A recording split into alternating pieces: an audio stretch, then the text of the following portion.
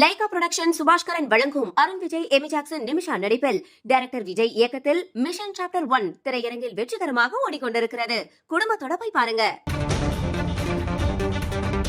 ஜார்க்கண்ட் மாநிலத்தில் புதிய முதலமைச்சராக தேர்வு செய்யப்பட்டிருக்கின்ற சம்பை சோரன் ஆளுநரை சந்திக்க இருக்கிறார்.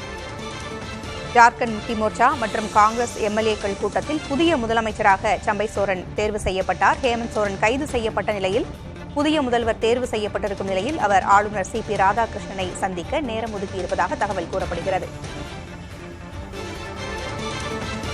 கூடுதல் விவரங்களை வழங்க செய்தியாளர் ராஜீவ் இணைந்திருக்கிறார். ராஜீவ், சம்பை சோரன் ஆளுநரை சந்திக்க இருக்கிறார், கூடுதல் விவரங்கள் என்ன?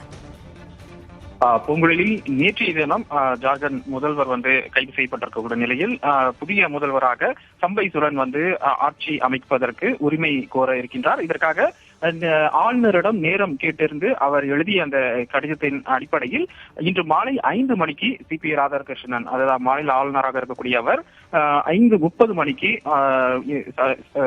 சம்பை சோரனை சந்திப்பதற்காக நேரம் ஒதுக்கியிருப்பதாக தகவலானது வெளியாகி இருக்கின்றது.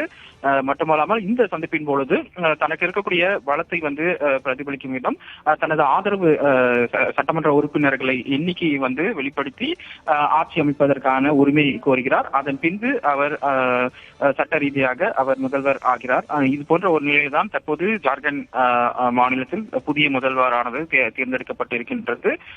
இவரை பொறுத்தவரை பல, அதாவது ஆரம்ப கட்டம் பீகாரில் இருந்து ஜார்க்கண்ட் மாநிலம் பிரிக்கப்பட்ட முதலே சம்பை சோரன் சிபு சோரனுக்கு மிக ஒரு பக்கபலமாக இருந்தவர். சிபு சோரன் மிக முக்கிய நபராக கருதப்படுகிறார். இந்த ஜார்க்கண்ட் மாநிலம் பிரிக்கப்பட்டதற்கான ஒரு முக்கிய காரணமாக சிபு சோரன் இருக்கக்கூடிய நிலையில அவருக்கு ஆரம்ப கட்டம் முதலே சம்பை சோரன் மிக பக்க பலமாக இருந்ததாகவும், அதே போல சோரன் குடும்பத்தினருக்கு மிக நெருக்கமானவராகவும் நம்பிக்கையானவராகவும் சம்பை சோரன் பார்க்கப்பட்டார். குறிப்பாக 2005ஆம் ஆண்டு முதலே இவர் சட்டமன்ற உறுப்பினராக பதவி வகித்து வரக்கூடிய நிலையில தற்போது போக்குவரத்து மற்றும் பழங்குடியின பட்டியலின பிற்படுத்தப்பட்டோர் நல அமைச்சராக பதவி வகித்து வருகிறார்.